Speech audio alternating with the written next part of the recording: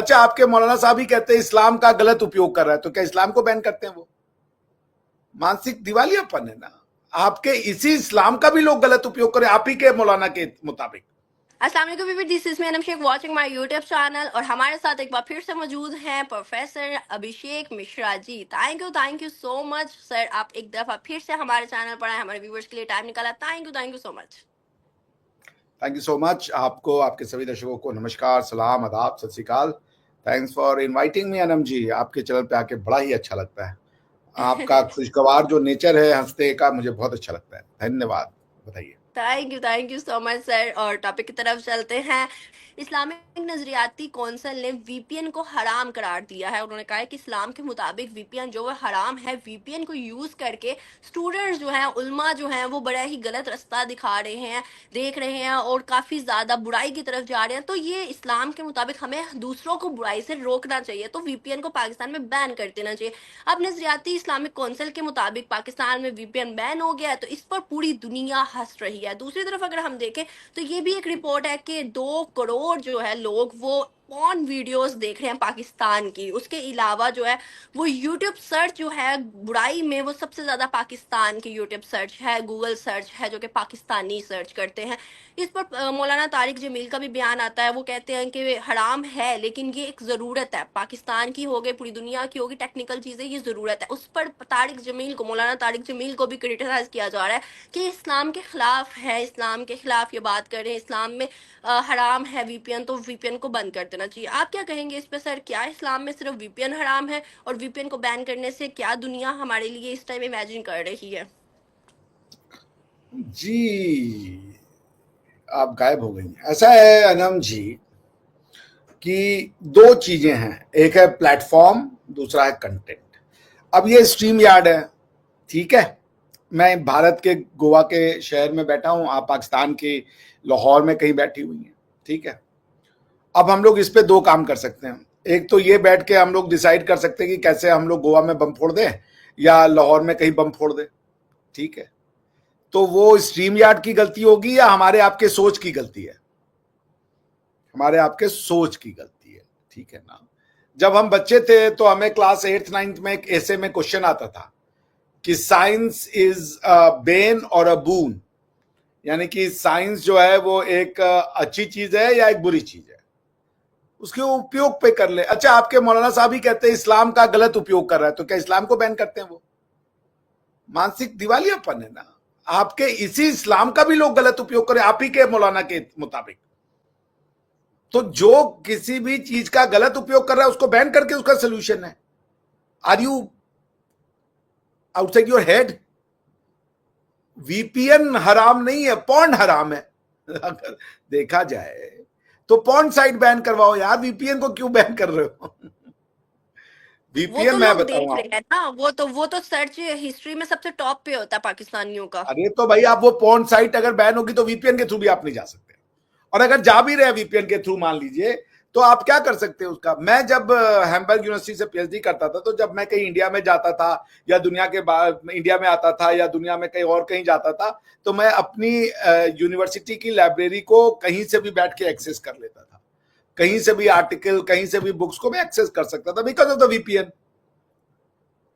तो अब आपने वीपीएन बैन कर दिया सिर्फ इसलिए कि मान लीजिए 100 लोग वीपीएन यूज कर रहे हैं, 10 लोग उसमें से पोर्नोग्राफी देख रहे हैं और 90 लोग उसका लाइब्रेरी के लिए यूज कर रहे हैं। कोई बच्चा पाकिस्तान का है, वो ऑक्सफोर्ड में पढ़ता है, कोई किसी और यूनिवर्सिटी में पढ़ता है, कोई जर्मनी में पढ़ता है, कोई फ्रांस में पढ़ता है, कोई स्पेन में पढ़ता है, कोई अमेरिका में पढ़ता है, कनाडा में पढ़ता है, कहीं भी पढ़ता है, वो यहां आ रहा है और वो अपनी लाइब्रेरी को रिमोट एक्सेस चाहता है, तो उसको वीपीएन तो चाहिए होगा। बिना वीपीएन के वो नहीं कर पाएगा। अब आपने एक गलत आदमी को सजा देने के लिए सारे सही आदमी को भी पनिश कर दिया। वो अपनी लाइब्रेरी नहीं एक्सेस कर पा रहा है कि वीपीएन हराम है। तो थोड़ा दिमाग लगाइए कि जो वीपीएन ने आपको सिर्फ एक्सेस दिया है, वीपीएन गंदगी नहीं है, वीपीएन का इस्तेमाल गलत हो रहा है। तो फिर आप इंटरनेट भी बैन कीजिए, क्योंकि वीपीएन बिना इंटरनेट के काम ही नहीं करेगा। फिर लैपटॉप बंद कर दीजिए, क्योंकि बिना लैपटॉप के वीपीएन काम नहीं करेगा। फिर मोबाइल बंद कर दीजिए, क्योंकि वीपीएन को डाउनलोड करने के लिए मोबाइल की आवश्यकता है, वो भी काम नहीं पड़ेगा। तो वीपीएन से क्या होगा? ये सब चीजों को बैन कीजिए। लोगों के हाथ में वो छाल वाला पेन और वो कागज पकड़ा दीजिए जो पहले 2000 साल पहले बनता था, लोग उसी से पढ़े लिखे।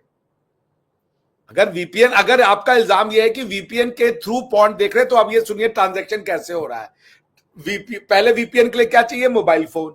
गूगल प्ले में गए, वीपीएन डाउनलोड किया, बिना मोबाइल फोन के वो डाउनलोड नहीं होगा। फिर उस पर आपने ब्राउजर खोला उससे, क्योंकि वो तो सिर्फ आपको एक्सेस दे रहा है, आपको एक आईपी एड्रेस की जगह दूसरे आईपी से जोड़ रहा है, तो ब्राउजर भी बंद करवा दीजिए सारे। इंटरनेट ब्राउजर, गूगल क्रोम हो गया, सफारी हो गया, जितने भी है सब बैन करवा दीजिए। मोजिला फायरफॉक्स हो गया, सबको बंद करा दीजिए आप। क्योंकि वीपीएन तो इन सब चीजों के बिना फंक्शन ही नहीं कर सकता भाई मोहतरम। और रही बात की, अगर बेसिक कॉन्सेप्ट ये कि किसी चीज का गलत इस्तेमाल हो रहा है, बैन हो रहा है, तो आप ही लोग कहते हो दिन रात, मैंने पहले ही बोल दिया कि इस्लाम का गलत इस्तेमाल हो रहा है, उसको भी बैन कर दोगे। मदरसे का गलत इस्तेमाल होता है, उसको बैन कर दोगे। तो एक कोई मौलाना साहब है, वो अपने पोजीशन का गलत इस्तेमाल करके बच्चों के साथ गलत करते हैं, उसको बैन कर दोगे आप।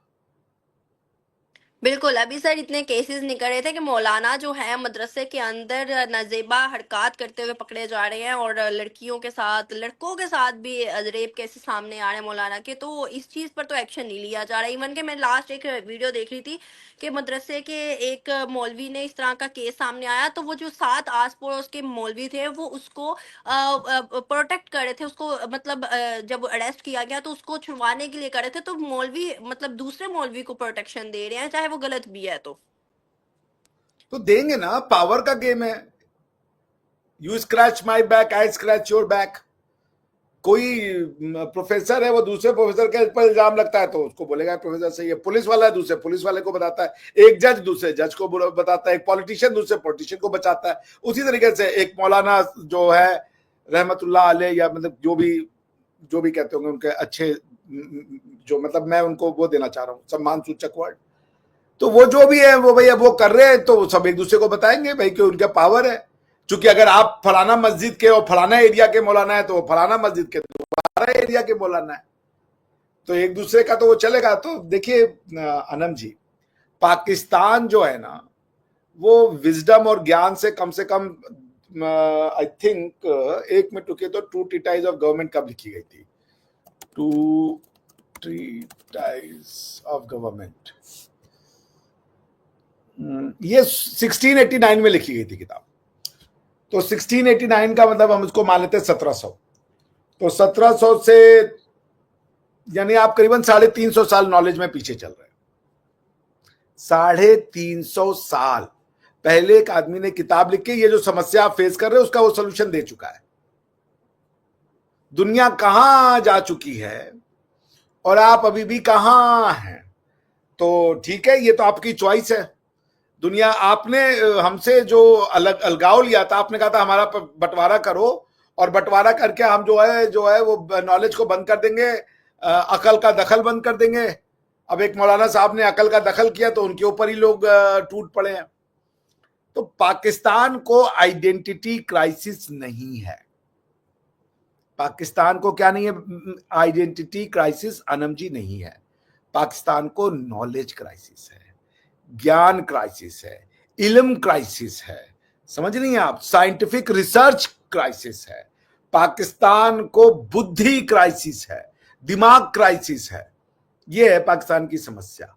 अदरवाइज कोई इतनी टफ बातें और इतनी वो जिसे कह लीजिए हम ग्रेविटेशनल साइंस की बातें आपको नहीं बताते। बड़ी सिंपल बात बता रहे होते हैं हम। कोई आपको फ्यूल इंजीनियरिंग नहीं पढ़ा रहे होते हैं, बड़ी सिंपल सी बातें बता रहे होते हैं आपको। पाकिस्तान को डिसाइड करना है कि वो नॉलेज को आज नहीं तो कल आपको करना ही है। अब आप अपनी जिद में ऐसे असाब कसाब को भेज करके इधर 200-250 लोगों को मार दो, 1000, 10,000, 15,000 लोगों को मार दोगे, इससे ज्यादा घंटा कुछ नहीं उखड़ना किसी का। किसी को कोई फर्क नहीं पड़ता आपके ये 2 कौड़ी के गुंडों से कि आके इधर बुलेट से मार देंगे, इसको मार देंगे। कोई नो वन केयर्स। और ना किसी को डर लगता है। भाई मैं कल रोड पे जा रहा हूं, चलते चलते गाड़ी से कहीं एक्सीडेंट से मर सकता हूं, मुझे साला हार्ट अटैक आ जाएगा, मैं मर जाऊंगा। उसी तरीके से एक फिनोमिना है कि कोई मुझे आके गोली मार देगा, तो मार दे। इसे ऐसे गुंडों से कोई डरता है क्या? समझ में आपको बात आनी पड़ेगी कि फोर्स से, हिंसा से बातें नहीं सॉल्व होती। दिमाग लगा लीजिए अपने भी लोगों का। अब अनम को लहंगा पसंद है, चोली पसंद है, अब वो मेरी फ्रेंड है, मैं उनको भेज देता। लेकिन नहीं जी, आपने भेजना है कसाब को, और जी वहां पे 250 लोगों को मार देना, ये सब क्या है, समझ रही है ना। तो इसलिए मैं यही कहूंगा कि please come to your senses, ज्ञान का सहारा ले, रास्ते ज्ञान के रास्ते पे जाएं। इतना टफ नहीं है, दुनिया में सब लोग जो आप कर रहे हैं वो करके आगे चले गए। जो चीज आप कर रहे हैं ना, उससे क्रिश्चियंस भी करके आगे चले गए, यहूदी भी आगे चले गए।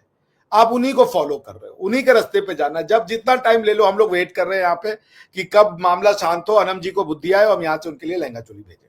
जी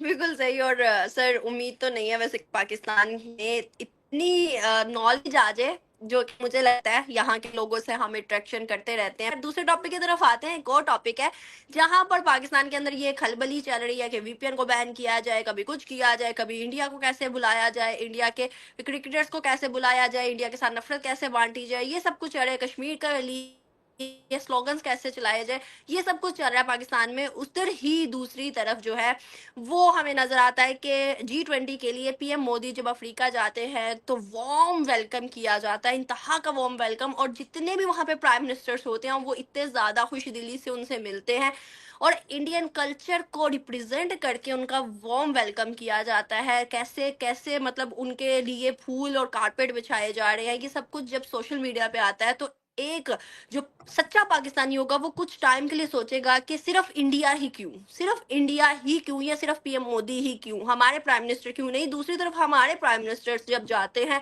तो उन्हें कपड़े उतरवा दिए जाते हैं चेकिंग के लिए, या फिर किसी को भिखारी कहा जाता है, किसी को दहशतगर्द कहा जाता है, किसी को कहा जाता है दहशतगर्दी खत्म करो फिर तुम्हारे मुल्क में इन्वेस्टमेंट लेके आएंगे। इस तरह की चीजें जो है हमारे प्राइम मिनिस्टर के लिए होती है। लेकिन दूसरी तरफ इंडिया के पीएम मोदी को हर तरफ से ही वेलकम मिलता है, हर तरफ से ही जो है क्या कहते हैं चीजें इंडियन कल्चर रिप्रेजेंटेशन मिलती है, या फिर उनके लिए खुश दिली का इजहार किया जाता है। ऐसा क्यों है?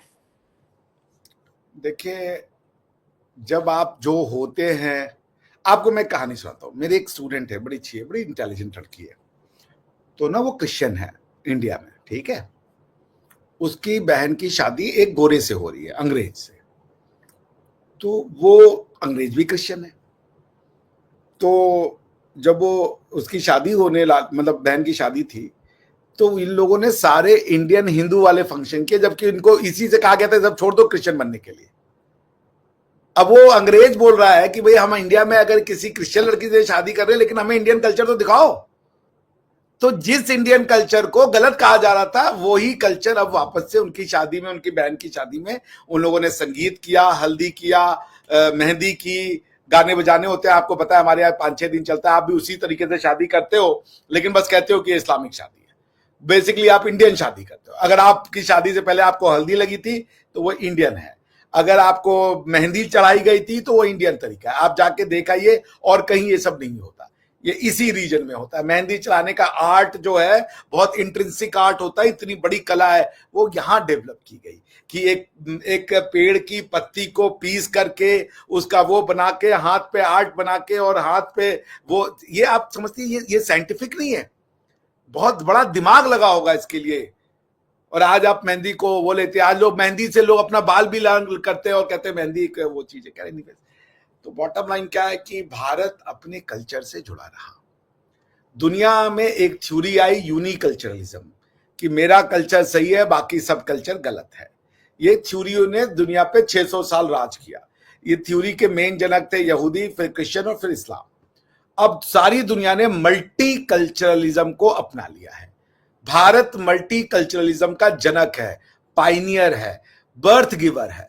We always respected multiculturalism, यानी कि तुम्हारा कल्चर भी सुंदर, मेरा कल्चर भी सुंदर, ठीक है ना। खाना बनाने के कोई एक मानवीय तरीके नहीं हो सकते।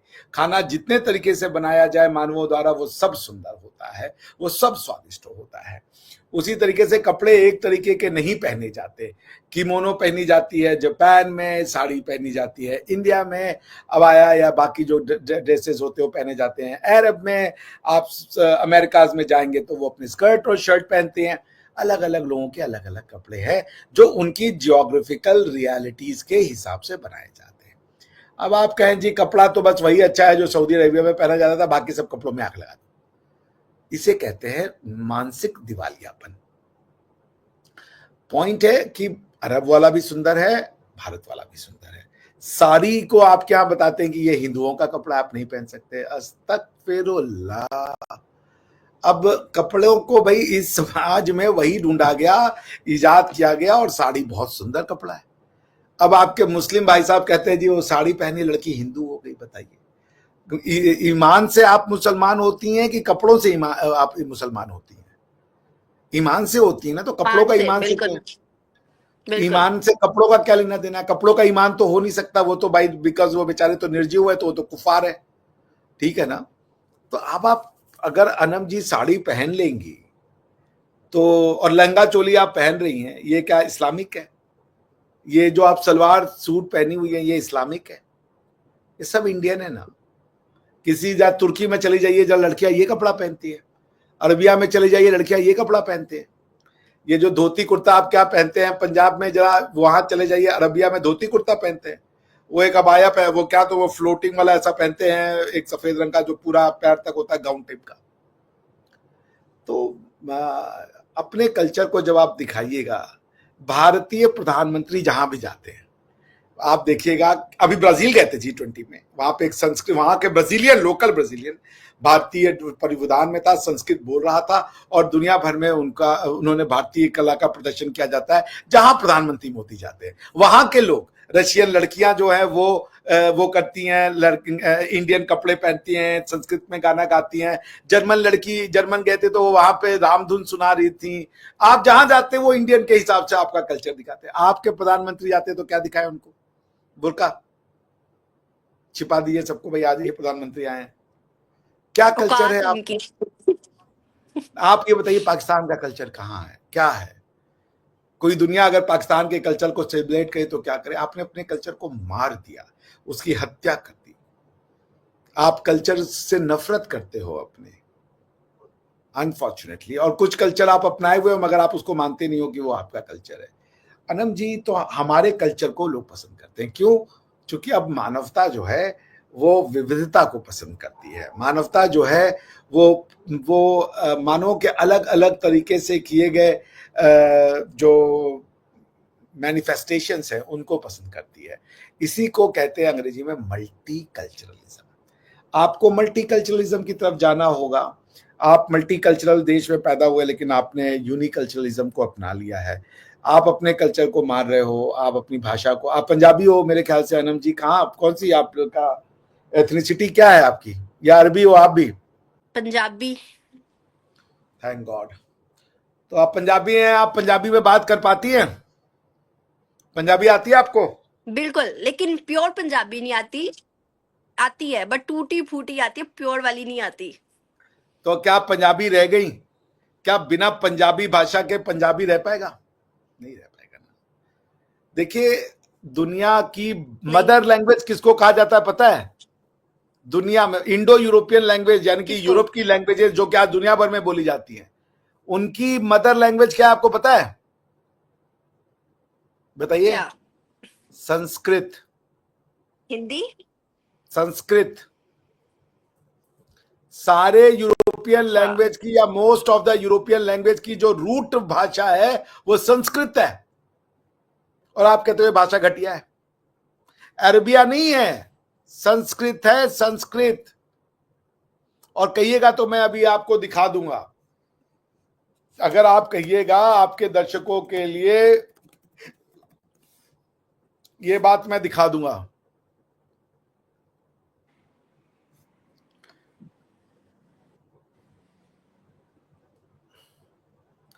शेयर करूं आपके साथ कुछ? जी जी जी जी।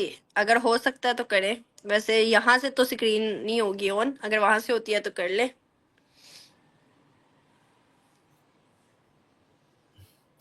क्या अभी यहां से तो अब नहीं दिख रहा है मुझे। यहाँ से नहीं होगी, मेरी मोस्ट तरफ ऑफ से ही द होगी। इंडो यूरोपियन जो लैंग्वेजेस है, ठीक है ना, most of the Indo European languages हैं, उसकी जो वो है रूट भाषा, वो हम्म। संस्कृत है। समझ रही हैं? हम्म। तो अब आप उस भाषा को छोड़ गए। सिर्फ पाकिस्तान का मेन मसला, पाकिस्तान इंडिया की हुई या दी हुई चीज को एक्सेप्ट नहीं करना चाहता, सिर्फ एक हेट, उसमें हेट स्पीच करना चाहता है। मतलब वो देखिए चाहता ऐसा है कि हुआ भाई। ना, देखिए मैं आपको सुनाता हूँ हम्म। क्यों हुआ ऐसा। जब इस्लाम भारत में आया तो जहां पे जो लोग कन्वर्ट किए गए तो वो अरब हम्म। तो थे नहीं। तो इन हम्म। लोगों को समझ में नहीं आया, ये लोग जो लोग कन्वर्ट करते थे, कि कन्वर्जन से क्या हो जाएगा, वो तो एक ही परिवार में रह रहा है, उसी समाज में रह रहा है। तो अगर 100 लोग कन्वर्ट हो गए और 600 लोग उसमें नॉन कन्वर्टेड है तो कन्वर्जन से फर्क क्या पड़ेगा। और ये हम्म। समाज इतना फ्लेक्सिबल था कि कोई एक और भगवान को मानो, उनको फर्क ही नहीं पड़ता था। तो उन्होंने हम्म। शुरू किया कि अलग करो।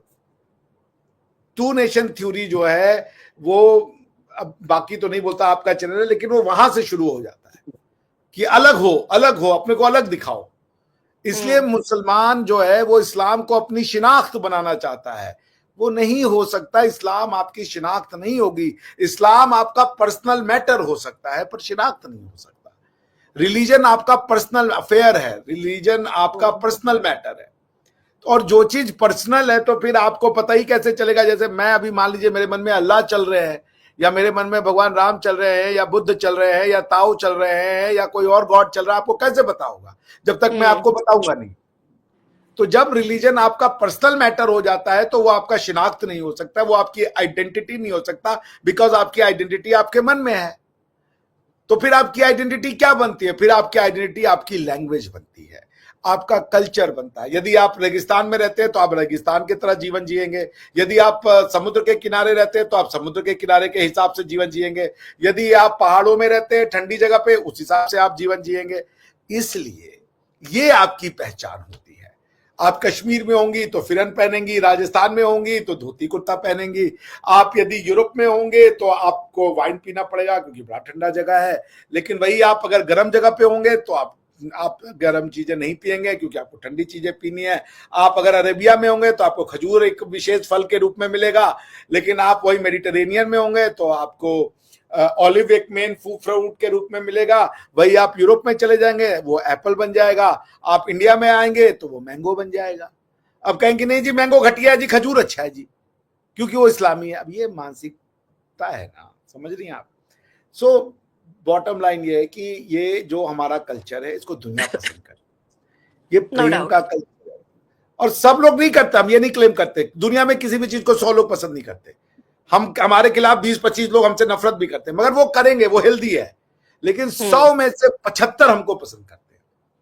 आज मोदी साहब के, अरे पुतिन साहब के जो मेन गुरु हैं वो इंडिया आए हुए हैं, जो जिनके कहने पे पुतिन साहब सारा एक्शन लेते हैं। उन्होंने हम्म। कहा कि भारत जो है और भारतीय सभ्यता जो है ये दुनिया की सिविलाइजेशन है, ये वर्ल्ड सिविलाइजेशन है, इसको प्रिजर्व करना चाहिए। और पाकिस्तान जो है वो इस सिविलाइजेशन को बर्बाद करना चाहता है। यही अंतर है। इसीलिए आप हिंदुओं से नफरत करते हैं। आप हिंदुओं से नहीं नफरत करते, आप बेसिकली अपने आप से नफरत करते हो। आप अपने इतिहास से नफरत करते हो, अपने पुरखों से नफरत करते हो फॉर नो रीजन। आपके पुरखे हिंदू पैदा हुए, उनकी क्या गलती थी? यहां पे इस्लाम ही नहीं था। उनकी हम्म। क्या गलती थी? इस्लाम था ही नहीं यहाँ पे। आप उनके द्वारा बनाए गए मंदिरों को तोड़ते हो। ये आपके इलाके के जो मंदिरों का यूपी के लोग बना के गए थे, वो वहां के लोग बनाए थे, उनको तोड़ देते हो आप। महाराजा रंजीत सिंह की जो बस्ट है उसको तोड़ देते हो आप। तो आपने ऐसा समाज बनाया है जो नफरती है। वो यहूद से नफरत, हनूद से नफरत, वेस्ट से नफरत, ईस्ट से नफरत, इससे नफरत, उससे नफरत, अफगानिस्तान से नफरत। अरे भाई हेलो, आपका नाम क्या ही रखे हैं। तो प्यार की, आपको प्यार तो सिखाना पड़ेगा। एक गाना है ना किशोरदा का, प्यार बांटते चलो। आप जी नफरत बांट रहे हो, तो प्यार बांटिए, प्यार मिलेगा। नफरत बांटिए, नफरत मिलेगा जी। बिल्कुल। नो डाउट सर, और इस वीडियो को यहीं पे ख़त्म करते हैं। बहुत शुक्रिया आपका। और दूसरा ये कि हमारे व्यूवर्स को अगर आपकी राय पसंद आई, आपकी बातें पसंद आई, एज यूजुअल मुझे तो हमेशा से पसंद आती है, क्योंकि आप बहुत ही डीप जाके समझाते हैं, जिससे कोई भी अनपढ़, कहते हैं ना, एक नॉर्मल बंदा जिसको ना भी समझ आ रही हो उसको भी आ जाती है। तो थैंक यू सो मच आपके टाइम का। और भाई मेरा यही पॉइंट है कि पहले अपने जो है अमाल ठीक कर लो, पाकिस्तानियों से अमाल ठीक कर लो, ऑटोमेटिकली दुनिया आपको जो है फेवर देना शुरू कर देगी। तो thank you so much sir, once again. इंशाल्लाह दोबारा हम मिलेंगे। अल्लाह हाफिज, अपना ख्याल रखिएगा। Bye bye. Bye bye. इंशाल्लाह इंशाल्लाह जरूर मिलेंगे।